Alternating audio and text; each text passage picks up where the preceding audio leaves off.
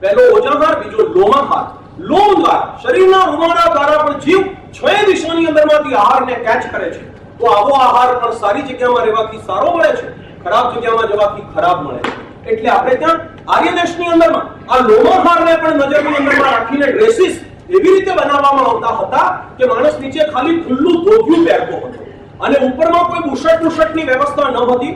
ઉપર આપણે ત્યાં ખાલી પુરુષો ખેસ નાખતા હતા અને સ્ત્રીઓને માત્ર લાજ ડંકાય એવા પ્રકારના ખુલ્લા વસ્ત્રો હતા. કેમ?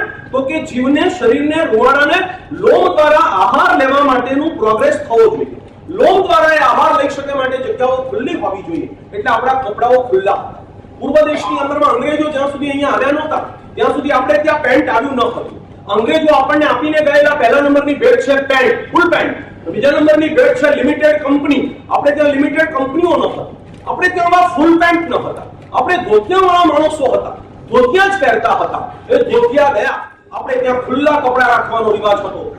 ખુલ્લા પહેરો, તમને દિશામાંથી લોમનો આહાર મળે છે, તમારી તંદુરસ્તી પર અસર થાય છે. સ્કિન ટાઈટ કપડાઓ શરૂ થાય. ભાઈઓ સ્કિન ટાઈટ પહેરવા માંડ્યા, બહેનો સ્કિન ટાઈટ પહેરવા માંડ્યા. લોમ દ્વારા જે આહારનો અપ્લાય હતો બિલકુલ ક્લોઝ થયો. તમારા શરીરમાં લોમ દ્વારા આહાર જતો નથી. સૂર્યના કિરણો જે ચામડીની અંદરમાં સ્પર્શે છે એમાં સૂર્યના કિરણમાંથી પણ કેલ્શિયમ મળે છે, એની અંદરમાંથી પણ મેગ્નેશિયમ મળે છે, એમાં સૂર્યના કિરણમાંથી પણ ફોસ્ફરસ મળે છે, કાર્બોહાઈડ્રેટ સૂર્યના કિરણની અંદરમાંથી મળે છે. વિટામિન ડી એ તો સૂર્યના કિરણોમાં ચિકાળ ભરેલું છે. આવા વિટામિન ડી વગેરે જે માણસને મળતા નથી. શા માટે વિટામિનની ગોળીઓ ખાવી પડે છે? આવડું મોટું સર્ચ લાઇટ આકાશની અંદરમાં રોજ કુદરત આટલા મોટા સૂરજને મોકલે છે.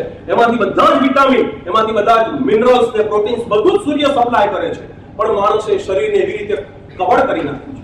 એવા સ્કિન ટાઈટ કપડાઓ તમે પહેર્યા છે. તમારી તો હું શું વાત કરું, તમને તો એટલી બી ખબર નથી. તમે તો આવી મૂર્ખામીઓ કરો છો. પણ તમારા ત્યાં જન્મેલા અવડા નાના બાબલા એને પણ તમે જ્યારે જીન્સ પહેરાવો છો, એની ચામડી હજુ તો ગુલાબ કરતા પણ કોમળ ચામડી છે અને એવા બાબલાને બેવલીઓને તમે જીન્સ ચડાવી દો છો.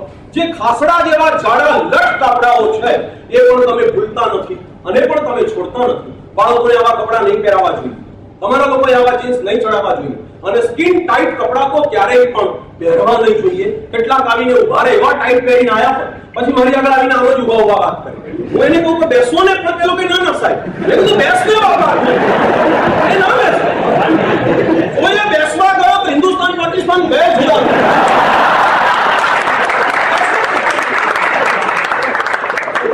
બે વિભાગ વચ્ચે ગયા વિના રેની ઉભા વાત કરીને જાય અને આટલી બધી તમને અગવડ પડે. એ તો કોઈ ફેશન છે, એ તો કોઈ ડ્રેસ છે?